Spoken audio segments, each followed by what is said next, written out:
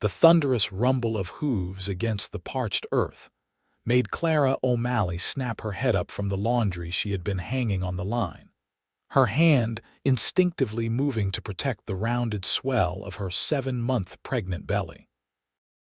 Jefferson, Texas, 1875, a place where danger and beauty coexisted in equal measure, was about to teach her that lesson once more.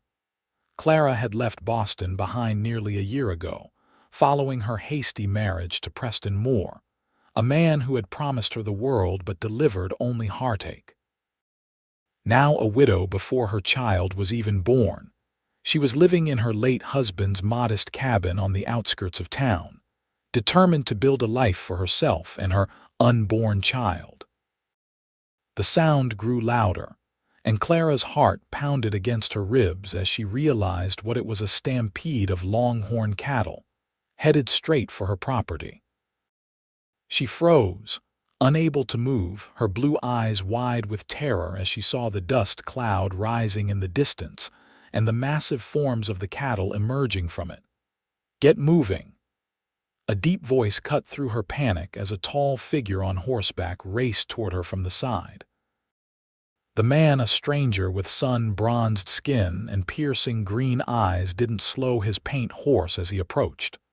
"Through the gate! Stay tight to me!" Without waiting for her response, he leaned down from his saddle, strong arm extending. Clara didn't have time to think. She grasped his forearm, feeling herself being pulled up and sideways onto his horse with surprising gentleness, despite the urgency. One moment she was standing in her yard, the next she was seated sideways in front of him, his arm secure around her waist as they galloped toward the gate that led to the small corral beside her home. "Hold on," he shouted as they passed through the narrow opening, the man twisting in his saddle to pull the gate closed behind them. Just in time, the leading edge of the stampede thundered past, the ground trembling beneath the horse's hooves. Clara clung to the stranger, her face buried against his chest, the scent of leather, horses, and clean sweat filling her nostrils. Only when the worst of the noise had passed did she dare look up into the face of her rescuer. "Thank you," she whispered, her voice barely audible over the diminishing sound of the stampede. "You saved us." The man's stern expression softened slightly. "Couldn't let a lady and her little one get trampled. Name's Brody Jameson. I work for the Triple R Ranch." He glanced at her belly and then back at her face. "You shouldn't be out here alone, madam." "Clara O'Malley," she replied, suddenly aware of how close she was to this stranger, how his arm still held her securely. "And I don't have much choice in the matter, Mr. Jameson." Brody helped her down from his horse once the danger had passed, his hands lingering at her waist perhaps a moment longer than necessary. Clara found herself studying him, tall and lean, with dark hair that curled slightly at the nape of his neck, and a face that, while weathered by sun and wind, couldn't be much older than 30. "Those cattle were from the Hollister spread," Brody said, looking out across the now empty prairie. "Something must have spooked them. I'll have words with their foreman." He turned back to her. "Your house survive all right?" Clara surveyed her modest cabin and the small garden she'd painstakingly cultivated. Aside from some trampled flowers and disturbed soil near the fence line, everything seemed intact. "We were fortunate." Brody asked, his eyes scanning the property. "Me and the baby," Clara clarified, her hand returning to her belly. "My husband died 4 months ago. Fever." Something flickered in Brody's eyes, sympathy perhaps, but no pity, which Clara appreciated. "I'm sorry to hear that, Mrs. O'Malley. Please call me Clara." The words were out before she could reconsider their propriety, but something about this man made her feel at ease despite the circumstances of their meeting. "Clara, then." Brody nodded, the ghost of a smile touching his lips. "You need help setting anything right before I head back?" Clara hesitated. Pride told her to decline, but practicality won out. "If you wouldn't mind helping me bring in the laundry that's still clean, I'd be grateful." As they worked together, gathering sheets and clothing from the line, Clara found herself stealing glances at Brody. There was something reassuring about his presence, a quiet strength that reminded her of what she'd hoped to find when she'd agreed to come west with Preston. "How long have you been in Jefferson?" Brody asked as he handed her a folded sheet. "Nearly a year now." Clara placed the sheet in her basket. "Preston, my husband, he had family here once. They're gone now, but he inherited this place. We came from Boston last summer." Brody nodded, his eyes taking in her delicate features, the fine quality of her dress despite its practical cut. "Boston's a far piece from Texas. Farther than I realized when I agreed to the journey." Clara offered a small smile. "But I'm learning to appreciate the differences. The space, the sky, it's unlike anything back east." "It gets in your blood," Brody agreed, handing her the last of the laundry. "The West isn't easy, but it's honest. Shows you who you really are," Clara nodded, understanding exactly what he meant. The hardships of the past year had revealed strengths she never knew she possessed. "I should thank you properly for saving us today. Would you stay for some coffee, Mr. Jameson? I just made a fresh pot before the excitement started." Brody hesitated, glancing at the position of the sun. "I ought to get back. Let the foreman know about those strays." He looked back at her, at the cabin standing alone on the vast expanse of land. "But I reckon I could check on you tomorrow if that would be all right. Make sure nothing else comes charging through your yard." Clara felt her cheeks warm slightly. "That would be very kind of you." As Brody mounted his horse, he tipped his hat to her. "Until tomorrow, then, Clara O'Malley."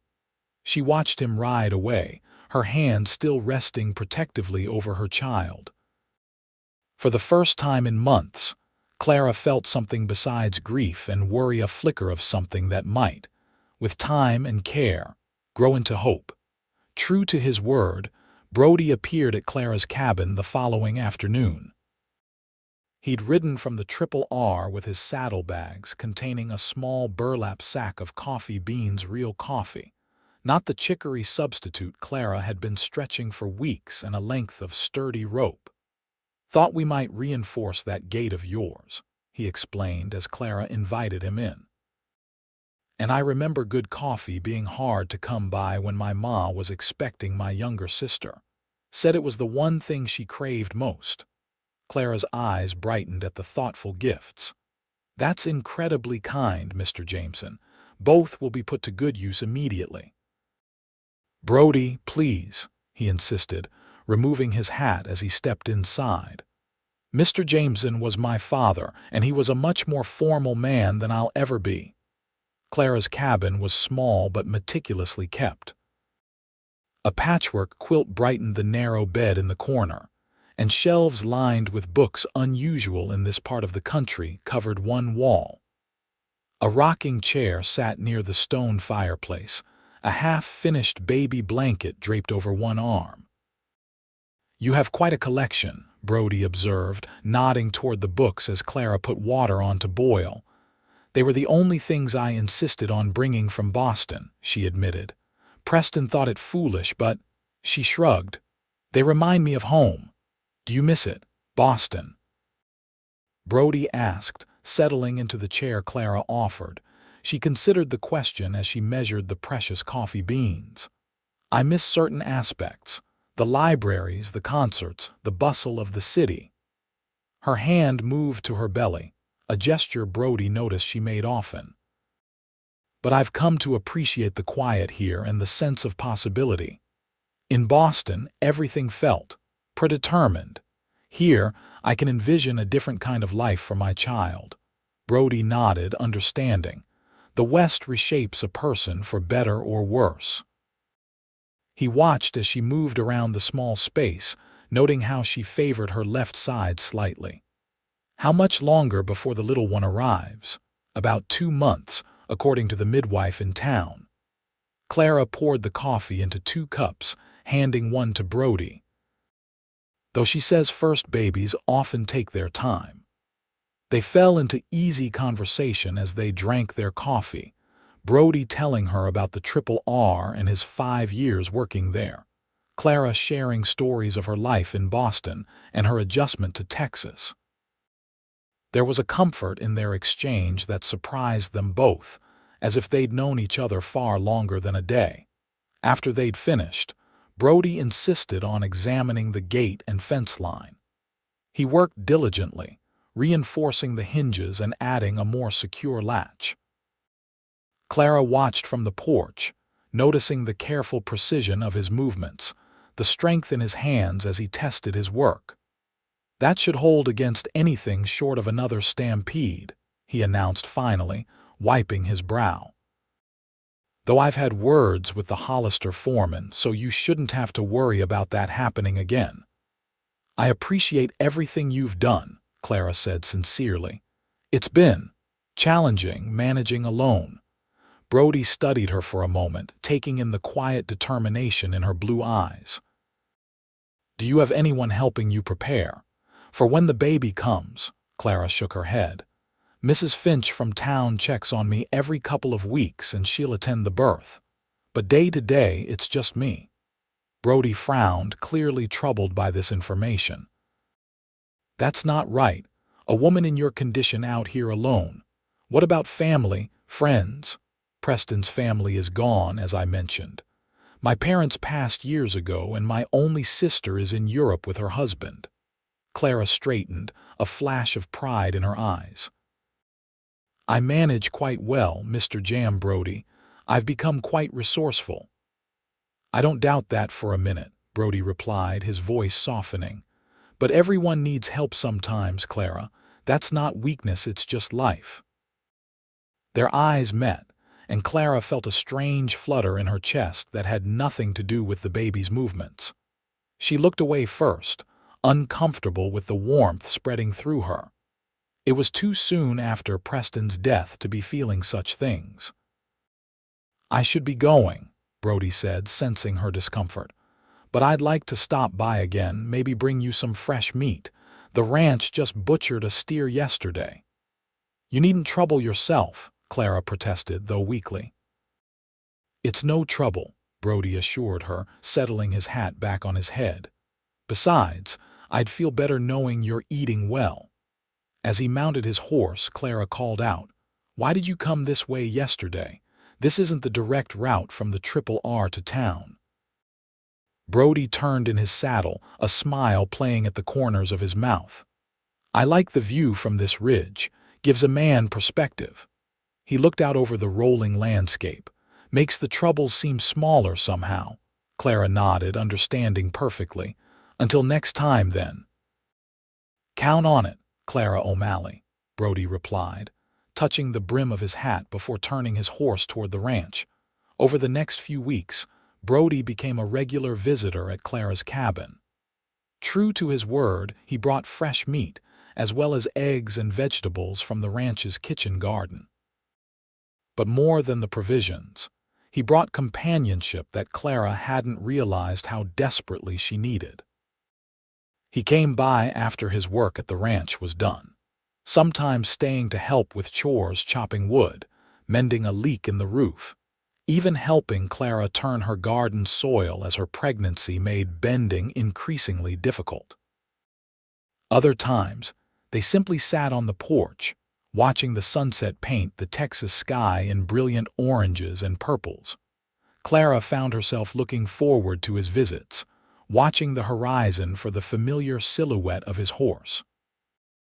She told herself it was merely the comfort of friendship, the practical help he provided, but in quiet moments she acknowledged the truth: she was developing feelings for Brody Jameson. It was an evening in late September when something shifted between them. Brody had brought a jackrabbit he'd shot on the ride over, and they'd cooked it together, Clara showing him how to prepare it with herbs from her small garden. After the meal, they sat on the porch, the evening unusually cool after weeks of heat. "Winter will be here before we know it," Clara observed, wrapping a shawl around her shoulders. Her pregnancy was advancing rapidly now, her belly prominent beneath her dress. "Are you prepared?" Brody asked, his concern evident. "Winters here aren't as harsh as up north, but that cabin gets drafty, I'd wager." "I've been gathering firewood whenever I can," Clara said, "and I've lined the baby's cradle with the softest blankets I could find." She hesitated before adding, "I worry sometimes about managing once the baby comes. The first weeks especially." Brody was quiet for a long moment. "Clara, I've been meaning to suggest something, but I didn't want to overstep." She turned to him, curious. "What is it?" "There's a widow in town, Mrs. Abernathy. Her children are grown and moved away. She's looking for a place to stay, somewhere she can be useful." Brody looked at Clara carefully. "I spoke to her about possibly coming to help you, just until you're back on your feet after the baby arrives. She's experienced with childbirth, was a midwife's assistant back in Virginia." Clara stared at him, stunned by his thoughtfulness. "Brody, I couldn't afford to pay someone not properly. She doesn't need much. A place to stay, meals, maybe a small stipend when you're able. She's lonely in that boarding house in town." Brody's eyes were earnest. "She'd like to meet you if you're willing." Tears welled in Clara's eyes, emotions heightened by her condition. "Why are you doing all this for me?"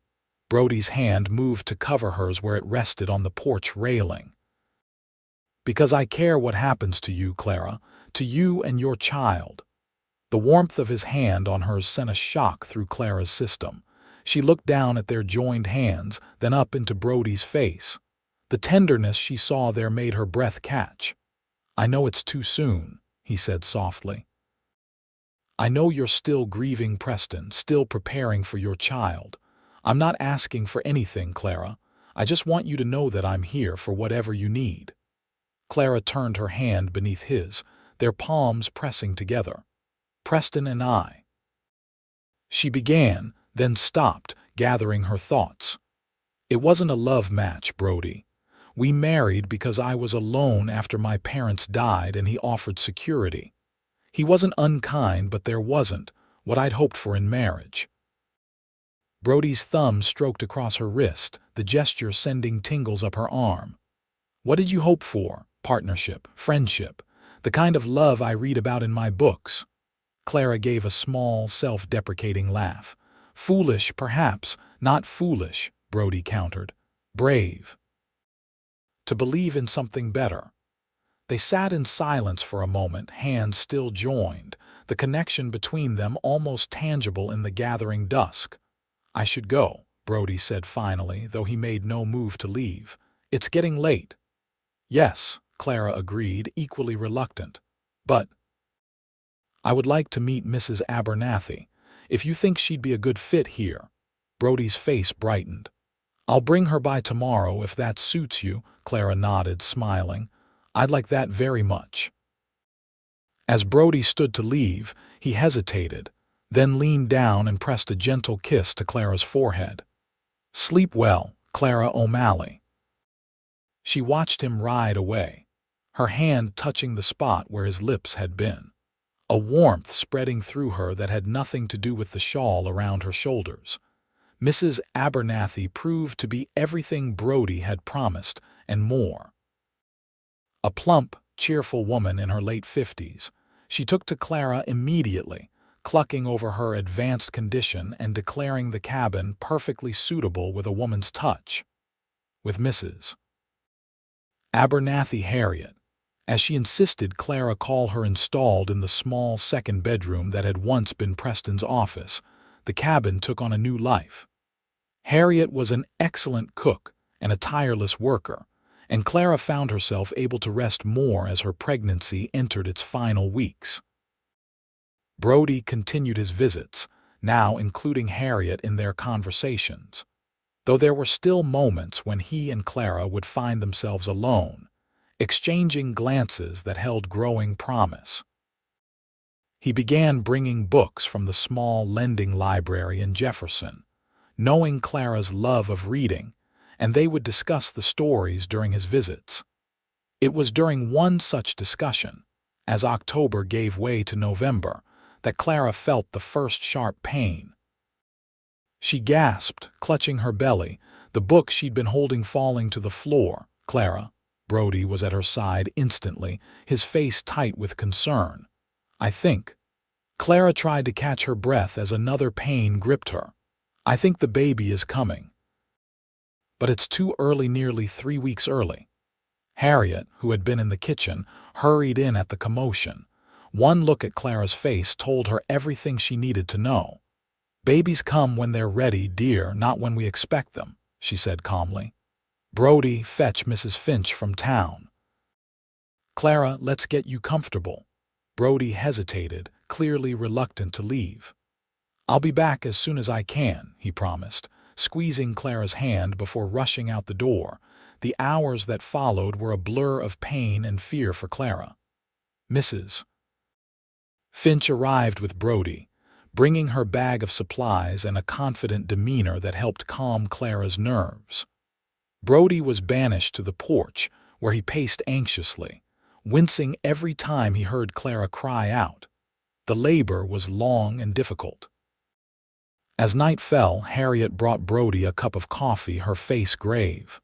"It's taking longer than it should," she admitted. "The baby's positioned awkwardly, according to Mrs. Finch. She's trying to turn it now." Brody's jaw tightened. "Is there anything I can do?" Harriet shook her head.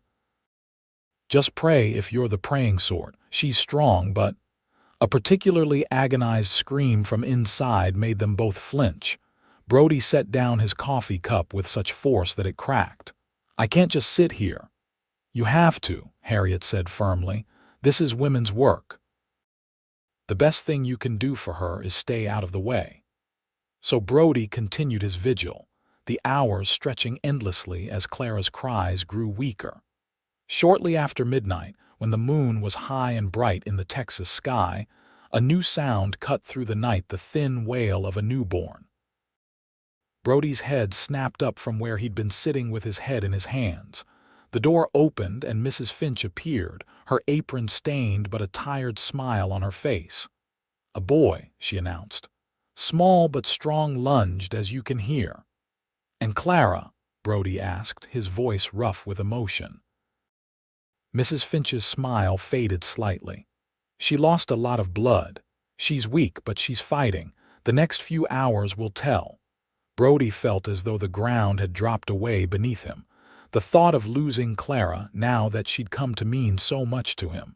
"Can I see her, Mrs.?" Finch hesitated, then nodded. "Briefly. She asked for you." Clara lay pale against the pillows, her hair damp with sweat, but her eyes were open and alert. Beside her, in a small cradle, the baby slept, wrapped tightly in one of the blankets she'd prepared. "Brody," she whispered as he approached, her voice barely audible. He knelt beside the bed, taking her hand in both of his. It was cold, too cold. "I'm here, Clara, I'm right here." "Isn't he beautiful?" she asked, her gaze moving to the cradle. Brody looked at the tiny infant with his shock of dark hair and perfectly formed features. "He's perfect," he agreed, his throat tight. "Just like his mother." Clara's lips curved in a weak smile. "I've decided to name him Benjamin, Benjamin Preston O'Malley." Her eyes found Brody's again. "Do you like it?" "It's a fine name," Brody said, blinking back unexpected tears. "A strong name." "Brody," Clara said, her voice suddenly urgent. "If I don't say it," he interrupted. "You're going to be fine. You and Benjamin both." Clara squeezed his hand with what little strength she had. "Listen to me. If anything happens, promise me you'll make sure he's cared for, not in an orphanage or with strangers. Promise me, Brody." The intensity in her eyes made it impossible to refuse. "I promise, Clara." "But you're going to raise him yourself. You're the strongest person I know."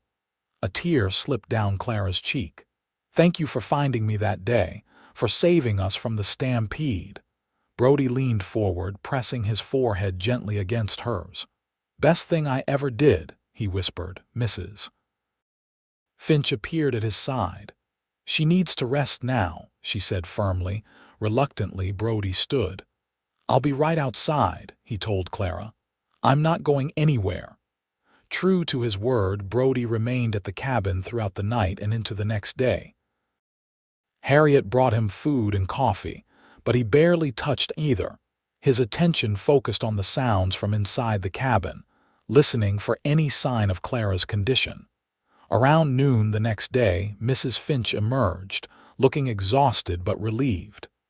"The fever's broken," she announced. "I believe the worst is past." Brody sagged with relief, only then realizing how tense he'd been holding himself. "Can I see her?" Mrs. Finch nodded. "She's asking for you, but don't tire her. She needs all her strength to recover." Clara was sitting up slightly when he entered, Benjamin nursing at her breast. She looked up when Brody appeared in the doorway, a flush of color in her cheeks that hadn't been there the night before. "Come meet Benjamin properly," she invited, her voice stronger than it had been. Brody approached slowly, suddenly shy in the face of this intimate moment. He sat carefully on the edge of the bed, gazing down at the nursing infant with wonder. "He's a hungry little fellow." "Ravenous," Clara agreed with a tired smile. "Mrs. Finch says that's a good sign." She shifted slightly, wincing. "I feel as though I've been trampled by that stampede after all." "You were incredible," Brody said softly. "Mrs. Finch told me how brave you were." Clara's eyes met his, something vulnerable in their blue depths. "I was scared, Brody, so scared." "But you did it anyway. That's what courage is." He reached out, brushing a strand of hair from her face. "Clara, the baby finished nursing and made a small sound of contentment."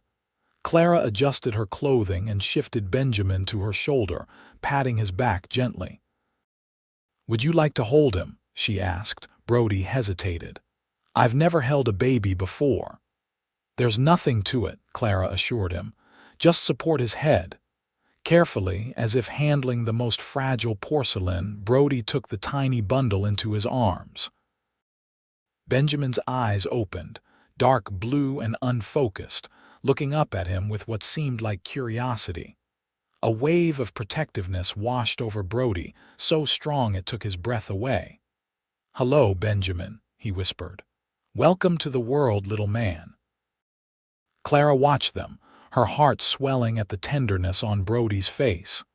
In that moment, something crystallized within her, a certainty that had been growing since the day he'd saved her from the stampede. "Brody," she said softly, "when I thought I might die last night, my biggest regret wasn't leaving this world, it was leaving you."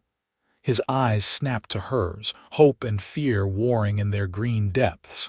"Clara, I know it's soon, I know people will talk. But life is short and precious, and I don't want to waste any more time pretending I don't feel what I do." Clara's voice gained strength as she spoke. "I'm falling in love with you, Brody Jameson, and if you feel anything similar, I don't want to wait to see where it might lead us." For a moment, Brody couldn't speak, overwhelmed by emotion. Then, carefully adjusting Benjamin in one arm, he reached out with his free hand to cup Clara's cheek. "I've been in love with you since the moment you looked up at me after that stampede," he admitted, his voice rough.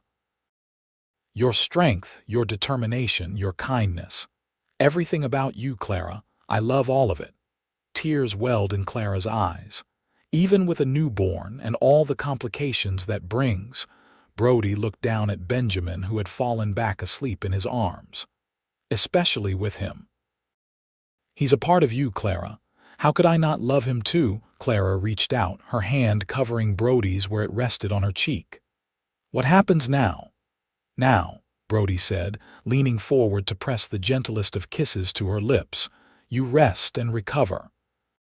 And when you're strong enough, we talk about building a future. Together." The weeks that followed were a blur of adjustment as Clara recovered and learned the rhythms of motherhood. Benjamin proved to be a generally contented baby, though his lungs were certainly powerful when he was hungry or uncomfortable. Mrs. Abernathy was a godsend, helping with the baby and the household while Clara regained her strength. Brody rode to town and sent telegrams to the Triple R, taking a 2-week leave from his duties to stay close to Clara and Benjamin. He slept on a pallet in the main room of the cabin, rising whenever the baby cried at night to bring him to Clara, changing diapers and walking the fussing infant so Clara could get precious sleep. As November deepened toward winter, Brody and Clara spent the quiet evenings planning. They agreed to wait until spring for their wedding, giving Clara time to fully recover and Benjamin time to grow stronger. Brody had savings from his years at the Triple R, enough to make some improvements to the cabin, and perhaps buy a few head of cattle to start their own small herd.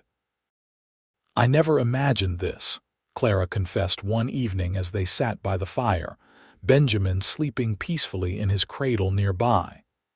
"When I came west with Preston, I thought I was leaving behind any chance at real happiness. And I never thought I'd find a woman who'd want to share this life," Brody replied, his arm around her shoulders. "It's not an easy one, especially for someone raised in the city." Clara leaned into his embrace. "It's not the life that matters, it's who you share it with. And this land, it grows on you, the openness, the possibility." She smiled up at him. "Like you said, it gets in your blood." Their contentment was interrupted the following day when a rider from town brought news Indians had been spotted near Jefferson, and there were rumors of attacks on isolated homesteads. The Army garrison at Fort Davis had been alerted, but in the meantime, residents were being cautioned to be vigilant. "Maybe you should stay in town for a while," Brody suggested that evening, concern etching his features. "You, Benjamin, and Harriet would be safer there." Clara shook her head firmly. "This is our home, Brody. I won't be driven from it by fear." "Clara, think of Benjamin," Brody urged. "If anything happened, nothing will happen," she insisted. "You said yourself the reports were vague and we're not defenseless."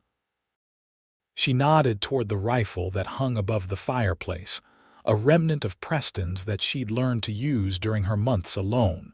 Brody sighed, recognizing the determination in her eyes. "All right, but I'm staying here until this blows over, and we'll take precautions."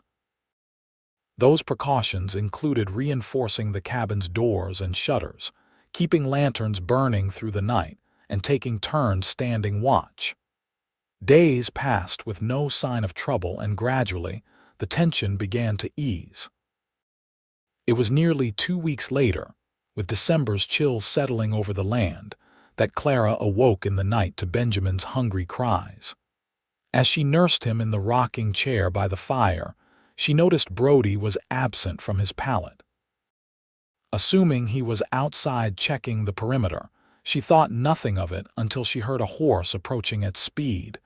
The door burst open and Brody appeared, his face tight with urgency. "Get Benjamin and wake Harriet," he commanded, reaching for his rifle. "There's a group of riders coming this way, and they're not from town." Clara's heart raced, but she moved quickly, wrapping Benjamin snugly and rousing Harriet from her room. "Who is it?" she asked, keeping her voice steady. "Can't tell for certain, but they're riding hard and coming straight for us." Brody checked his ammunition. "Could be the Indians mentioned in the reports, could be bandits. Either way, I don't like it." As if to confirm his fears, the sound of multiple horses approaching grew louder. Brody positioned himself by the window, peering through a narrow gap in the shutters. 6 riders, he reported grimly. "Armed." "What do we do?" Clara asked, clutching Benjamin to her chest. "Get in the root cellar," Brody directed. "Both of you with the baby, there's no time to run." "I'm not leaving you to face them alone," Clara protested. "Clara, please." Brody's eyes were desperate. "I can't protect you and fight at the same time. The cellar has the heavy door, you'll be safer there." Before she could argue further, a voice called from outside. "Hello, the house." "We mean no harm." Brody frowned, moving to another window for a better view. "It's not Indians," he said, relief evident in his voice. "Looks like cowboys, maybe from one of the neighboring ranches." "Then why come in the middle of the night?" Harriet asked suspiciously. "Only one way to find out," Brody replied. "Stay back from the door, both of you." He opened the door a crack, rifle ready. "State your business," he called. "Name's Fletcher," came the reply. "Riding for the Diamond T, we're tracking rustlers who hit our herd yesterday. Trail led this way." Brody's tension eased slightly. The Diamond T was a reputable outfit, one he'd had dealings with during his time at the Triple R. "How do I know that's the truth?" "Your foreman at the Triple R can vouch for me. Jim Reeves and I rode together in the Rangers years back," the man replied. "Look, we don't mean to frighten the lady and baby, but we need to know if you've seen anyone suspicious pass this way." Brody glanced at Clara, who nodded cautiously. He opened the door wider, though he kept his rifle at the ready. "No one's come by here. Not today, not yesterday." The leader of the group, a weathered man in his 40s, nodded. "Mind if we water our horses at your creek? Been riding hard since sundown."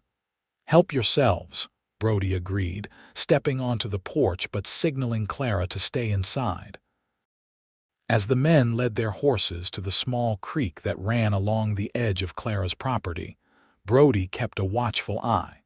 Something didn't feel right. Their story was plausible enough, but there was an edginess to the men that set his instincts on alert. His suspicions were confirmed when, rather than watering their horses and moving on, the men began to spread out, taking positions that effectively surrounded the cabin. "Clara," Brody said quietly, backing toward the door. "Get in the cellar, now." This time she didn't argue, hearing the urgency in his voice. She and Harriet hurried to the trapdoor in the kitchen floor, Benjamin held securely in Clara's arms.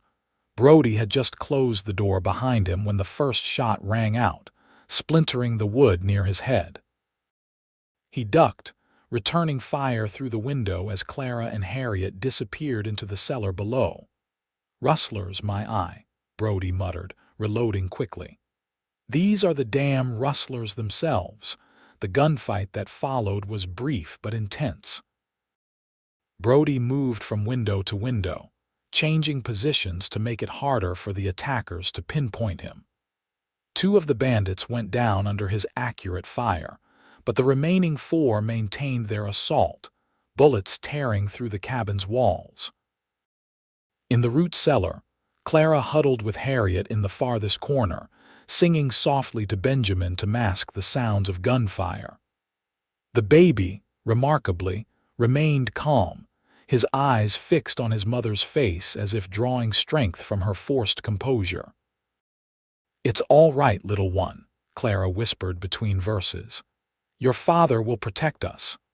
Above them, Brody had managed to wound another of the attackers, but he was running low on ammunition and knew he couldn't hold out much longer against the superior numbers. He needed to change the odds. Making a quick decision, he slipped out the back door during a lull in the firing, using the darkness and his knowledge of the property to circle around behind the closest attacker. With the butt of his rifle, he knocked the man unconscious, then appropriated his weapons and ammunition. Better armed now, Brody continued his guerrilla tactics, picking off another rustler who had ventured too close to the cabin. The remaining 2, realizing they'd lost the advantage, retreated to their horses. "This ain't over, Cowboy," one of them shouted as they galloped away. "We'll be back with more men." Brody maintained his vigilance for another hour, ensuring they weren't returning immediately. Only when he was certain it was safe did he return to the cabin and open the cellar door. "Clara, Harriet, it's over," he called down. Clara emerged first, Benjamin still in her arms, her face pale but resolute. "Are they gone?" "For now," Brody confirmed, taking Benjamin so Clara could climb the ladder more easily. "But they threatened to return. We need to get to town before they can make good on that."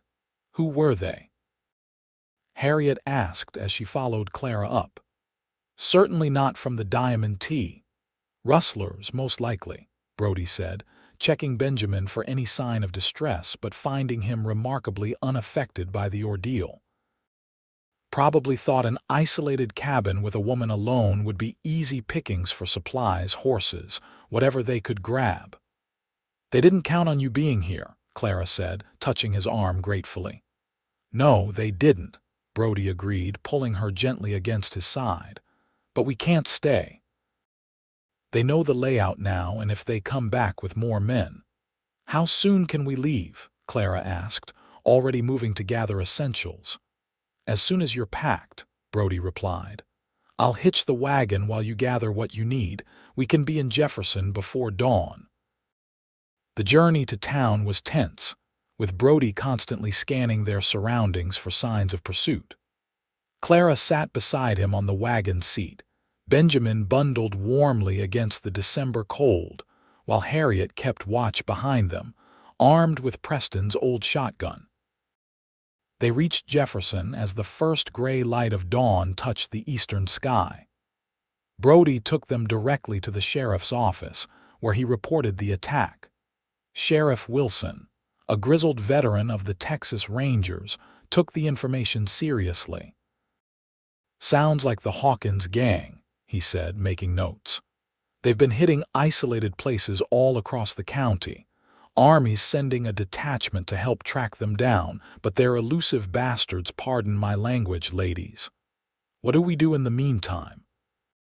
Clara asked, adjusting Benjamin in her arms as he began to fuss. Stay in town, the sheriff advised. I'd recommend the hotel, but with Christmas approaching, they're full up with travelers. Mrs. Jenkins at the boarding house might have room, though. Harriet spoke up. I have a friend, Esther Montgomery, who owns that big house on Elm Street. She's alone since her husband passed, and she has plenty of room. I'm sure she'd take us in. The arrangement was quickly made, and by mid-morning, Clara, Benjamin, and Harriet were settled in Mrs. Montgomery's spacious home. Brody, meanwhile, joined a posse the sheriff was organizing to track the rustlers. Be careful, Clara urged as he prepared to leave, standing with him on Mrs. Montgomery's front porch. I couldn't bear it if anything happened to you. Brody cupped her face in his hands. I'll come back to you, Clara. You and Benjamin both. That's a promise. Their kiss was brief but filled with emotion, a pledge more binding than words. The posse was gone for 3 days, the longest 3 days of Clara's life. She tried to keep busy helping Mrs. Montgomery prepare for Christmas, but her thoughts were constantly with Brody, imagining all manner of terrible scenarios. It was late on the 3rd day when the sound of horses in the street drew her to the window. The posse was returning, men slumped tiredly in their saddles. Clara's eyes scanned the group anxiously, her heart seizing when she didn't immediately spot Brody. Then the group parted, and there he was, dirty and unshaven but gloriously alive. Clara handed Benjamin to Harriet and rushed outside, propriety forgotten as she ran down the steps. Brody dismounted just in time to catch her in his arms, lifting her slightly off the ground as he held her tight. I told you I'd come back, he murmured against her hair. Did you find them? Clara asked when he finally set her down. Got 4 of them, including their leader, Brody confirmed. The rest scattered. Sheriff thinks they'll leave this area for good now. Relief washed over Clara. So we can go home. Brody's expression softened at her use of the word home, as if it now meant the 2 of them together. Not just yet. Sheriff wants to make sure the stragglers are truly gone. But soon. They remained in Jefferson through Christmas, celebrating the holiday with Mrs. Montgomery, Harriet, and several other residents who had become friends during their stay.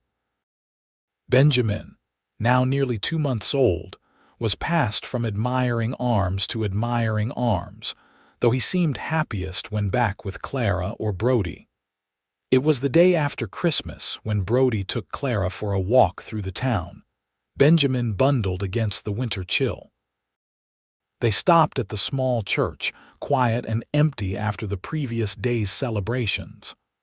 "I spoke with Reverend Thomas yesterday," Brody said as they stood in the simple sanctuary. "He's willing to marry us whenever we're ready." Clara's heart quickened. "We said spring." "We did," Brody acknowledged. "But after everything that's happened, I find myself unwilling to wait. Life's too uncertain, Clara. I want to start ours together as soon as possible." Clara studied his face, the earnestness in his green eyes, the strength and gentleness that had drawn her to him from the beginning. "What about the triple R? Your job?" "I've given notice," Brody revealed. "Jim understands. He's even offered to sell us a small herd of cattle at a fair price to get us started on our own." "Our own ranch," Clara mused, looking down at Benjamin. "A place for him to grow up with both parents who love him," Brody added, touching the baby's cheek gently. "And each other."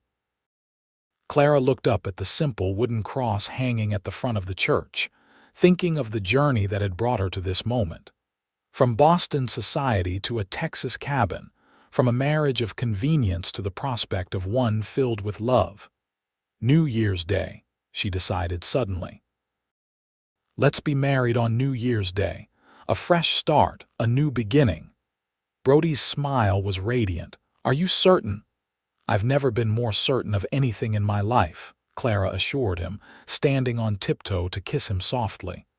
"I love you, Brody Jameson, and I don't want to wait either." They were married in a simple ceremony on January 1st, 1876, with Benjamin in Harriet's arms and a small gathering of friends in attendance. Clara wore a dress of deep blue that matched her eyes, with a crown of winter holly in her hair. Brody, cleaned up and in his best clothes, couldn't take his eyes off her as they spoke their vows. "I now pronounce you husband and wife," Reverend Thomas declared, beaming at the couple. "Mr. and Mrs. Brody Jameson." The small congregation applauded as Brody kissed his bride, a kiss full of promise for the future they would build together. They returned to the cabin a week later, after the sheriff confirmed the rustlers had indeed left the area. Brody had ridden out ahead to make repairs from the gunfight, and Clara was relieved to find the place looking much as they had left it, though now with fresh paint on the shutters and new glass in the windows that had been damaged. "Welcome home, Mrs. Jameson," Brody said, helping her down from the wagon with Benjamin in her arms. "It feels different somehow," Clara observed as they walked up the path to the cabin. "More like a real home." "That's because it is now," Brody replied, opening the door for her. "It's our home, not just a place to stay." Harriet, who had agreed to remain with them for the time being, bustled inside to start dinner, leaving Brody and Clara a moment alone on the porch with Benjamin. "Are you happy, Clara?" Brody asked, his arm around her waist. Clara looked out over the land that had once seemed so foreign to her, then up at the man who had saved her in more ways than one. "Happier than I ever imagined possible," she answered truthfully. "Even with all the dangers and difficulties," he pressed. "Because of them, in a way," Clara replied thoughtfully. "They've shown me my own strength, and yours. Together, we can face anything." As if to emphasize her point, Benjamin cooed in her arms, reaching up to grasp at Brody's finger when he offered it. The three of them stood there as the Texas sun began its descent, painting the sky in shades of gold and pink. "I've been thinking," Brody said as they watched the sunset. "We should give this place a proper name, now that it's going to be a real ranch." "What did you have in mind?" Clara asked. Brody smiled, looking out at the gate he'd reinforced after saving her from the Stampede that fateful day. "How about Safe Harbor Ranch? Because that's what we've found here, isn't it? A safe harbor for both of us." Clara nodded, tears of happiness welling in her eyes. "It's perfect." They sealed the decision with a kiss as Benjamin watched, wide-eyed. Between them, a family forged in adversity but bound by love, facing the future together on the Texas frontier. Spring brought new beginnings to Safe Harbor Ranch. The cattle Brody had purchased from the Triple R thrived on the rich grass that grew after the winter rains, and he had hired 2 young cowboys to help with the expanding operation. The cabin had been expanded as well, with a proper bedroom added for Benjamin and another for Harriet, who had decided to stay on indefinitely as part of their unconventional family. Clara, fully recovered from Benjamin's birth, took to ranch life with an enthusiasm that sometimes surprised even Brody. She learned to ride astride rather than side saddle, much to the initial shock of their neighbors, and proved to have a good eye for horses. Her garden expanded, providing fresh vegetables for their table and enough extra to trade in town for supplies they couldn't produce themselves. Benjamin grew into a happy, robust baby, crawling everywhere and attempting to stand by his 9th month.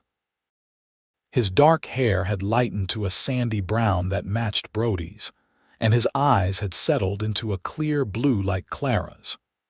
He adored his father, reaching for Brody whenever he came in from working with the cattle, and had Clara's thoughtful expression when encountering something new. It was on a warm May evening, with Benjamin asleep in his new room and Harriet retired for the night, that Clara and Brody sat on the porch swing Brody had built as a surprise for their 3-month anniversary. The night was peaceful, the air scented with wildflowers and the distant lowing of cattle. "I received a letter from my sister today," Clara mentioned, her head resting on Brody's shoulder. "She and her husband are considering a visit next spring. From Europe." "That's quite a journey," Brody observed, his arm comfortably around her. Clara nodded. "She's curious about our life here. I think my letters have intrigued her. I've told her how different it is from Boston, but also how fulfilling." "And is it fulfilling?" Brody asked, a hint of vulnerability in his voice. "You don't miss city life?" Clara turned to look at him directly. "Brody Jameson, are you still wondering if I regret marrying a cowboy and living on a Texas ranch?" His slightly sheepish smile was answer enough. Clara shifted to face him more fully. "I have everything I could possibly want right here," she assured him. "A beautiful home, work that matters, a son I adore, and a husband I fall more in love with every day." Brody's eyes darkened with emotion. "I feel the same way. Sometimes I wake up and can't believe this is my life, that you chose me, that we're building something together." Clara's hand came to rest on his chest, feeling the steady beat of his heart beneath her palm. "There's something else I should tell you," she said, a smile playing at the corners of her mouth. Brody looked at her questioningly. "Oh, Benjamin is going to be a big brother," Clara revealed, her smile broadening at Brody's stunned expression. "Around Thanksgiving, according to Mrs. Finch." For a moment, Brody couldn't speak. Then, with a whoop that probably woke half the livestock, he lifted Clara from the swing and spun her in a circle on the porch. "Careful," she laughed as he set her gently back on her feet. "I'm in a delicate condition, remember." "A baby," Brody said in wonder, his hand coming to rest on her still flat stomach. "Our baby." Clara covered his hand with her own. "The first of several, I hope," she said softly. "I always wanted a large family." Brody kissed her then, a kiss filled with love and promise and joy. When they finally broke apart, he rested his forehead against hers. "Thank God for that stampede," he whispered. Clara laughed softly. "That's not something you hear every day." "It's true, though," Brody insisted. "If those cattle hadn't come charging toward your yard that day, if I hadn't been riding by at that exact moment, we would have found each other some other way," Clara said with certainty. "Some things are just meant to be, Brody." "Like us," he agreed, pulling her close again. "Like us," Clara echoed, nestling into his embrace as they watched the stars emerge one by one in the vast Texas sky. The summer passed in a blur of activity. The ranch prospered, with a successful first cattle drive to the railhead in San Antonio, bringing in enough money to add more land to their holdings. Brody hired an additional hand, an older man named Hank who had a wealth of experience and a gentle way with the livestock. Clara's pregnancy progressed smoothly this time, without the complications that had marked Benjamin's birth. Her belly grew round and full, and Brody found himself captivated by the changes in her body, often resting his head against her abdomen to feel the baby's movements. Benjamin took his first steps just after his first birthday, toddling between Clara and Brody with a look of such accomplishment on his face that they both burst into laughter. He was talking two simple words, but strung together with such serious intent that Clara sometimes had to turn away to hide her smile. As autumn approached, bringing cooler temperatures and the promise of Thanksgiving not far behind, Brody became increasingly protective of Clara. He insisted she rest more, taking on some of her chores himself or asking Harriet to handle them. "I'm perfectly capable of gathering eggs, Brody," Clara protested one morning when he intercepted her on her way to the henhouse. "I'm pregnant, not invalid." "Humor me," Brody requested, kissing her forehead. "Last time things got complicated. I just want to be sure you and the baby are safe." Clara softened, understanding his concern. "All right, but I'm still cooking dinner. Harriet can't make biscuits the way you like them." It was a peaceful compromise, one of many they'd learned to make in their marriage. Brody had discovered that Clara's independence was as much a part of her as her compassion, and Clara had learned that Brody's protectiveness came from love, not a desire to control. Their second child arrived 2 weeks before Thanksgiving, on a clear, cold night with stars scattered like diamonds across the Texas sky. The labor was shorter this time, and less complicated, though Brody paced just as anxiously outside the bedroom door, Benjamin asleep on his shoulder, when Mrs. Finch finally emerged to announce, "A beautiful, healthy girl." Brody's face split into a grin so wide it threatened to crack his composure entirely. "A daughter," he breathed, carefully transferring the still sleeping Benjamin to Harriet's waiting arms before entering the bedroom. Clara sat propped against the pillows, tired but radiant, a small bundle with a shock of dark hair cradled in her arms. She looked up as Brody approached, her smile tender and knowing. "Meet your daughter," she said softly, shifting the baby so Brody could see her face. "Catherine Rose Jameson." Brody's throat tightened with emotion as he sat carefully on the edge of the bed, reaching out to touch the impossibly small hand that had worked its way free of the blanket. Tiny fingers immediately curled around his much larger one, and he felt his heart expand in his chest. "She's perfect," he managed, his voice rough, "just like her mother." "She has your nose," Clara observed, tracing the tiny feature with a gentle finger. "Poor child," Brody joked, blinking back unexpected tears. Clara's free hand came up to cup his cheek. "Are you disappointed she's not another boy?" "Disappointed?" Brody looked genuinely shocked at the suggestion. "Clara, I would have been happy with a dozen sons, but a daughter," he broke off, overwhelmed. "A little girl with your eyes and spirit. I couldn't ask for anything more precious." He leaned forward to kiss Clara softly, then pressed his lips to Catherine's forehead. "Thank you," he whispered. Clara's eyes filled with tears of her own. "For what? For everything. For saying yes when I asked you to marry me, for Benjamin and now Catherine, for making a home with me." Brody's voice was thick with emotion. "For loving me." "Always," Clara promised, shifting to make room for him beside her on the bed. "For as long as we both shall live." Thanksgiving that year was a small but joyous affair, with Harriet outdoing herself in the kitchen, despite Clara's insistence on helping with some of the preparation. Benjamin was fascinated by his new sister, peering into her cradle with solemn curiosity and patting her hand with gentle precision when encouraged.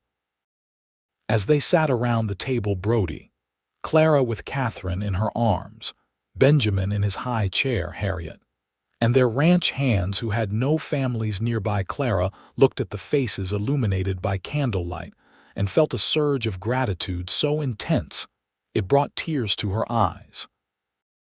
"I think," she said when Brody asked everyone to share something they were thankful for, "that I'm most thankful for second chances, for the opportunity to begin again, here in this place with all of you." Brody reached for her hand across the table, his eyes reflecting the same emotion. "To second chances," he echoed, raising his glass in a toast. "And to family, the one we're born with, and the one we create along the way."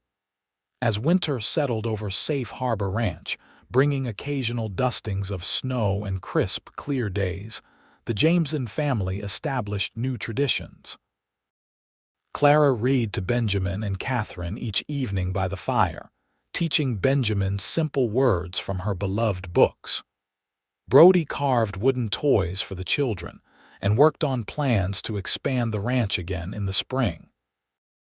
On Christmas Eve, with Benjamin finally asleep after much excitement and Catherine nursing contentedly in Clara's arms, Brody presented his wife with a small package wrapped in brown paper. "What's this?"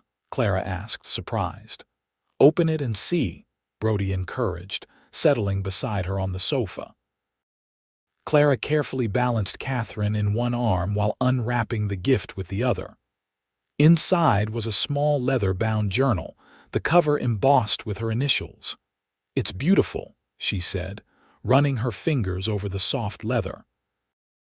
"I thought you might want to write down our story," Brody explained. "For the children when they're older, how we met, how Safe Harbor came to be." Clara looked up at him, touched by his thoughtfulness. "Starting with a stampede and a pregnant bride." Brody chuckled, his arm coming around her shoulders. "Starting with the moment my life truly began, when I saw a beautiful woman in danger and knew I had to save her." "My hero," Clara teased gently, leaning into his embrace.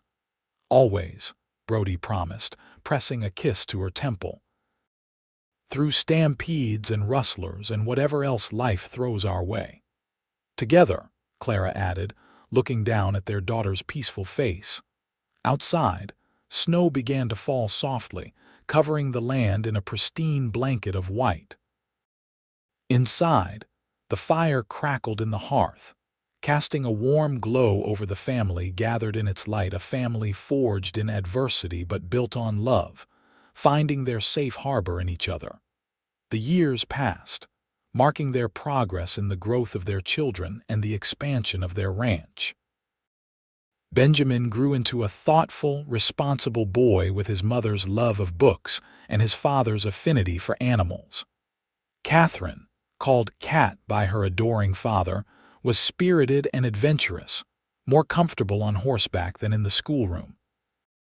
They were joined 2 years after Catherine's birth by twins James and Sarah, who arrived during a spring thunderstorm that rivaled their eventual temperaments for intensity.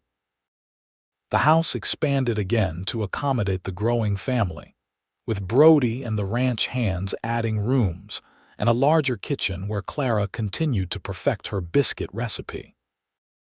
Harriet remained with them until James and Sarah were 5, when she decided to move into town to live with her friend Mrs. Montgomery, whose health was failing. She visited often, though, her face lighting up at the sight of the children she considered her grandchildren in all but blood. Safe Harbor Ranch grew into one of the most prosperous in the county, known for its quality cattle and the fine horses that Brody began breeding with Clara's encouragement. They built a new, larger house when Benjamin was 10, though Clara insisted on keeping the original cabin standing to remember where we started, she explained. Life wasn't without its challenges.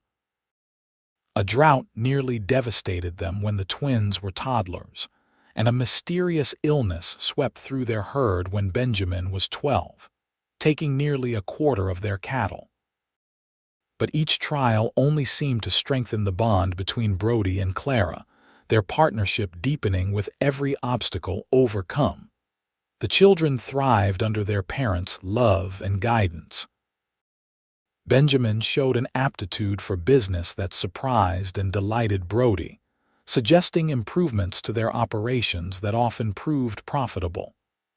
Catherine became an accomplished horsewoman, winning admiration at county fairs for her riding skills. The twins, though identical in appearance, developed distinctly different personalities. James quiet and observant, Sarah outgoing and persuasive. Clara's sister did eventually visit, bringing her British husband and their 3 children for a month-long stay that was chaotic but joyful. The cousins formed bonds that would last through letters exchanged across the ocean for years to come. Through it all, Brody and Clara's love remained the foundation of everything they built. Their children grew up witnessing a marriage of true partnership and deep affection, setting a standard they would carry into their own adult relationships. On their 20th anniversary, Brody surprised Clara with a trip back east, her first return to Boston since leaving as a young bride. They visited her childhood haunts, attended the opera she'd once loved, and walked the familiar streets now made strange by time and distance. "You ever regret it?" Brody asked as they stood on the harbor, watching ships come and go as they had when Clara was a girl. "Leaving all this behind?" Clara looked up at him, at the face she had loved for 2 decades, now lined with experience but no less handsome to her eyes. "Not for a single moment," she assured him. "Everything I needed was waiting for me in Texas, though I didn't know it at the time. Even the Stampede." Brody teased, referencing the journal she had indeed filled with their story, now kept in a special place in their library. "Especially the Stampede," Clara laughed, linking her arm through his. "Best scare of my life, as it turned out." They returned to Safe Harbor Ranch renewed, appreciating its simple beauty and honest labor all the more for having seen the alternative. Benjamin, nearly 19 and contemplating college, had managed the ranch admirably in their absence, confirming Brody's belief in his son's capabilities. Life continued its forward march. Benjamin eventually did attend college in Austin, returning with a degree in agriculture and new ideas for modernizing certain aspects of the ranch. Catherine, much to her parents' initial concern, fell in love with a young ranger named Michael Davis, who proved his worth during a particularly dangerous encounter with cattle thieves targeting Safe Harbor. The twins chose different paths, James apprenticing with a renowned horse trainer in Kentucky, Sarah showing an unexpected talent for medicine, and eventually studying to become one of the first female doctors in the county. Through marriages, births of grandchildren, occasional illnesses, and the inevitable losses that come with time, Brody and Clara remained each other's constant. Their hair grayed, their steps slowed, but their love only deepened, enriched by the life they had built together. It was on their 50th anniversary, with family gathered from near and far to celebrate, that Brody once again took Clara to the spot where they had first met, the gate through which he had carried her to safety all those years ago. The original wooden structure had been replaced several times over the decades, but the location remained the same. Standing there, hands clasped together, they could almost hear the echo of hoofbeats, the distant rumble of that fateful stampede. "Through the gate, stay tight to me," Brody quoted softly, the words as fresh in his memory as if he'd spoken them yesterday. "Best advice I ever gave." Clara smiled up at him, the years falling away as their eyes met. "And the best advice I ever followed." Around them, Safe Harbor Ranch stretched in all directions, a testament to their shared vision and hard work. In the distance, their grandchildren played, their laughter carrying on the Texas breeze. The house they had built together stood solid and welcoming, lights beginning to glow in the windows as evening approached. "We did all right, didn't we?" Brody asked, his arm around Clara's still straight shoulders. "We did more than all right," Clara corrected gently. "We created something beautiful." "A safe harbor," Brody agreed, using the phrase that had defined their life together. "For generations to come," Clara added, watching as their eldest grandson, Benjamin's son Robert, rounded up the younger children for dinner.